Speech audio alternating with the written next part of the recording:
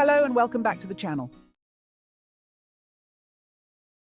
When was the last time you picked up a newspaper? No, not an e-paper on your phone, but an actual physical newspaper. If your answer is this morning, you're among the 35% of Indians who read a physical newspaper every day. But wait, this figure is from the Indian Readership survey back in 2019. And guess what? That number is slowly dropping. In 2017, 37% of Indians were reading newspapers daily.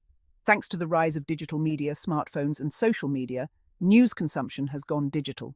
But digital news isn't the only culprit here. Publishers argue that the government is also to blame.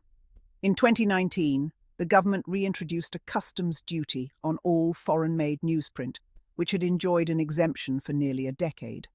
Since then, publishers have been asking the government to roll back this decision. The pandemic hit the newspaper industry hard. Domestic newsprint manufacturers were forced to shut down or switch to making packing paper. Global lockdowns blocked supply chains, making it impossible to import printing paper. Costs nearly doubled, and revenues nosedived as people stopped buying newspapers, fearing them to be virus carriers.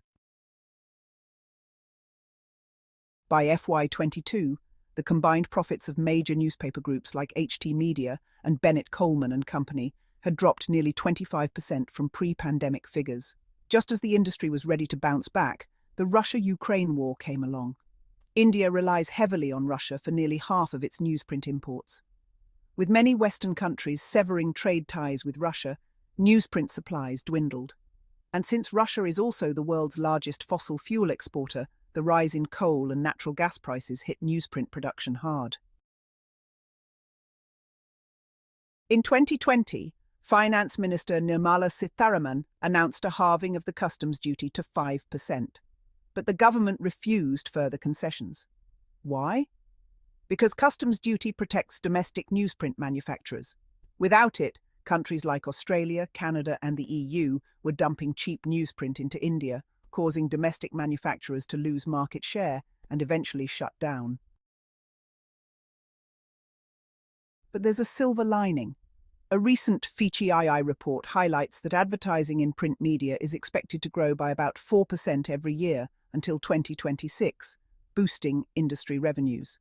Plus, the government isn't keen on losing out on the revenue from customs duty on newsprint imports.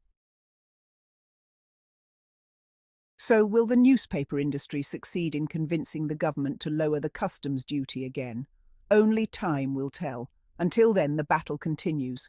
Don't forget to like, share, and subscribe for more stories.